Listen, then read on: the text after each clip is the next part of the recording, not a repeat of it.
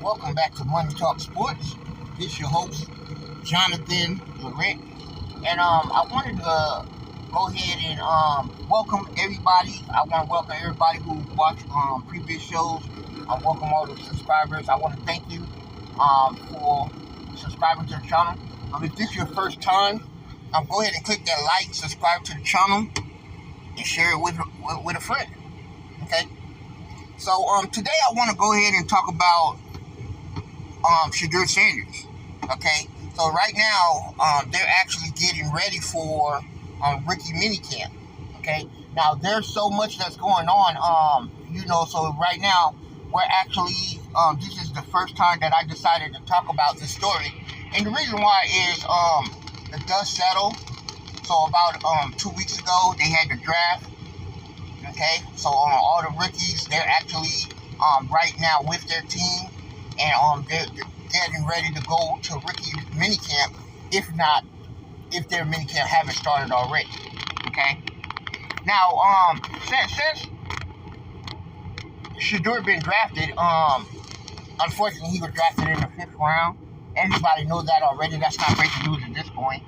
Okay, but what I wanted to talk about, because what I'm hearing now is I'm hearing so many things from media outlets and so forth, who's stating that it's going to be easy, or it's a great situation for Shedeur Sanders. Shedeur Sanders landed in a great situation because they feel like the quarterbacks that the Cleveland Browns have on their current roster, Shedeur should be able to win that job. And at some point, Shedeur should be able to see the field this year. And I don't disagree. Okay, I don't disagree that Shedeur Sanders is going to see the field this year at some point. Okay, but how I do disagree with the fact that it's going to be easy, it's a most favorable opportunity for him, and so forth and so on. All the stuff that we've been hearing pretty much about Shedeur should go in there, and Cleveland should be happy that they stumbled on Shedeur, even though that they didn't end up drafting him. Okay, now, and I know at this point there's been so many different topics and so many different conversations on Shedeur Sanders. Okay, and why he fell so far in the draft. Okay, but now as the dust settles, okay, it actually kind of opened our eyes as far as everyone else who's not actually involved in football on why Shedeur failed. Okay, now I going through this ordeal, I kind of already had the idea that I kind of felt that Shedeur was going to fall out of the 1st round. Okay, because there was so many things that I seen during his experience, during his tenure at University of Colorado and Jackson State, that I just didn't agree with. I didn't vibe with. Right now, I'm an analyst. I'm a YouTube, personality. So what I do is I watch film. I listen to a lot of things that's going on. I watch social media. I try to follow a lot of these players to see, how viable they're going to be when they actually make it to the league. Okay? Now, when it comes to Shedeur, a lot of things, one of the things that really opened my eyes, there was a video that had surfaced on YouTube. You probably want to go ahead and pull that up whenever you get a chance. When he was practicing, and they was on the practice field, and he was talking to Coach Sanders at the time, and at this time you might want to say that he was talking to his father, right? Deion Sanders, because it was a teaching moment that his dad was trying to teach him. Shedeur was planning on buying a luxury vehicle, such as I think he wanted a Cullinan that they was talking about, or a Maybach, right? And they had Tom Brady on the phone because they know that Shedeur sees Tom Brady, sees him as a mentor, And so the dad got Tom Brady on the phone, and because he realized that he wasn't going to be able to talk Shedeur out of the decision of buying a luxury vehicle like a Cullinan, a Rolls Royce Cullinan that cost $500,000, or a Maybach that costs about $300,000, or maybe $500,000, fully loaded. You know what I'm saying? Or a luxury Lamborghini vehicle, and so forth, so on and so forth, right? So they got Tom Brady on the phone. Dion got Tom Brady on the phone, and he handed over the phone to Shedeur for Tom Brady to talk to him. And Tom Brady told him pretty much, man, this is not the time for you to be thinking about buying luxury cars. You need to make it to the league. You can do all that buying stuff. And I understand, when you have the money, because you're making this money in the NIL, you feel like, hey, I want to go shopping. You want to go ahead and spend. But that's the problem with so many players in college right now, putting the cart before the horse. You know? Now, and I know a lot of people say, well, it's his money. If he want to buy a Lamborghini, let him do whatever the hell he want to do with his money. Right? But the thing is, what is your dream? When you was like playing in elementary and playing in middle school and playing Pop Warner football, and you were playing high school football, junior varsity, and varsity. Now, was you thinking about NIL money, or was you thinking about making it to the NFL? Right? So now, yes, you're making money now, which is a great thing for a lot of these players, right? Because that's going to be a certain. Okay, so the NIL, of course, I feel that I do agree it's going to be a good thing for a lot of these players, because it's going to be some of these players' only opportunity to make real money. However, when you a player like Shedeur Sanders, and you have goals and expectation to be in the NFL and to do great things in the NFL, and hopefully someday to be a Hall of Famer or be a Pro Bowl type player in the NFL and to win a Super Bowl, then those decisions that you make in college, now the ramification of those decisions are coming to pass. Okay, so I know a lot of people when the Oakland Raiders, they actually, or Las Vegas Raiders, they overlooked Shedeur like 6 times. A lot of people say, oh, Tom Brady was his mentor and Tom Brady didn't draft him. Well, Tom Brady talked to him on the phone. And Tom Brady realized that to Shedeur at that time, buying those luxury vehicles was more important to him than football. So at that time, Tom Brady said, you know what, I'm taking my hands and I'm washing them. I'm washing my hands. You know, if he make it to the league, good luck. But Tom Brady saw that, hey, I told him, you know, that you got to make sacrifices when you get to the league. All that buying and shopping and buying mansions and stuff while you're in college, hey, that's good for the NIL. But that's not what NFL players play for.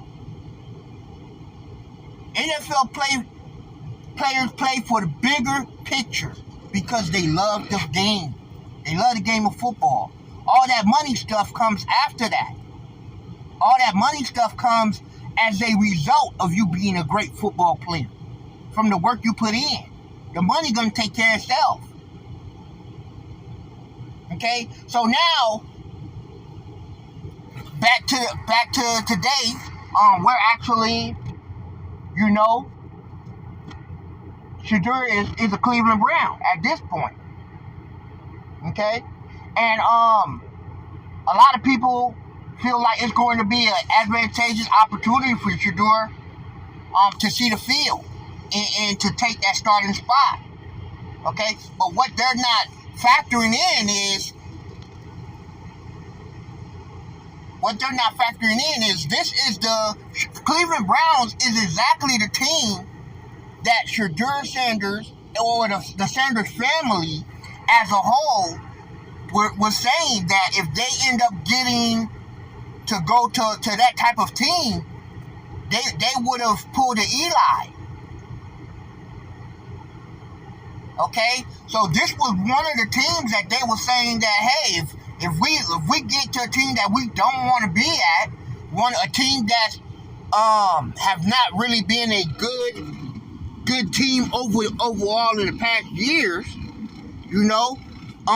they could actually maneuver and finagle their way out to go to a team that they felt that they would have a better opportunity of having a better career. Cleveland was one of the teams that they was talking about. Okay, so right now a lot of these players are talking, but there's so much that goes into not only being drafted but making a team. Okay, now I ultimately believe that Shedeur Sanders is going to make the team because, of course, it was the owner's selection.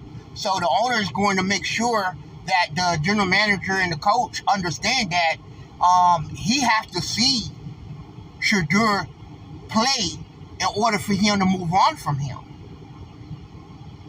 Okay, but also a lot of people have to understand as well that Daniel Gabriel is the players that the coach and the general manager selected. So they're going to make sure that they're giving Dylan Gabriel, I'm sorry, I think I said Daniel before, but Dylan Gabriel, they're going to try to make sure that they give him every opportunity to make that team. Okay? Now, when they selected Dylan Gabriel, I'm not really sure what the factors that was involved, but as a whole, you have to understand there was a lot of things about Dylan Gabriel that the GM and the coach felt that they wanted Dylan Gabriel more than Shedeur Sanders. Now, we all know a lot of people feel that Shedeur Sanders is going to be the overall better prospect and overall might have a better career, but we don't know that. We don't know that. Okay? And what's going to happen in this in the off season, okay? Shedeur is only going to have limited time to really separate himself from Dylan Gabriel. Now, a lot of people is out there thinking or clamoring, thinking, well, he's going to outperform Dylan Gabriel, but a lot of people have to understand as well. Some of the things and some of the characteristics that they loved in Dylan Gabriel was part of his work ethic and how he looked on a practice field, how he looked on a college field, how he worked in the pocket. So a lot of these things that you're talking about is things that are very difficult to even separate yourself in practice. Okay? Because in practice, they're going to be looking at technical situations. Like, how does Dylan Gabriel do the 3-step drop, the 7-step drop, right? So then when Shedeur gets in the pocket, they want to see how does Shedeur handle the pocket. Is he doing the 3-step drop? Is he doing the 7-step drop, right? In practice, which is what's going on in the offseason, the OTAs, they're going to see as far as how fast does Shedeur get rid of the football? How fast does Dylan Gabriel get rid of the football? Right? So all these things that you're talking about, Dylan Gabriel might be a better practice player. Right? But what makes Shedeur great, it more than likely may not even be seen. Because what really makes Shedeur great is him being in the game. We've seen how he played in the game. We've seen how he played coming from behind. We've seen how he played in big moments. We've seen how he got other receivers that nobody drafted or nobody recruited on their team to the NFL, right?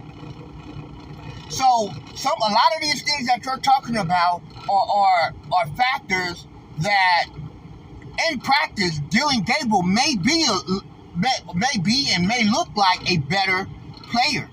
So it's going to be an uphill battle for Shedeur to win that starting spot. Okay, so that's it for me. I want to go ahead. That's it for the conversation. I want to hear from you, the fans. I want to hear what your thoughts on Shedeur Sanders and whether or not he's going to make the team. Go ahead and make sure you click like, subscribe to the channel, and make sure you share it with a friend.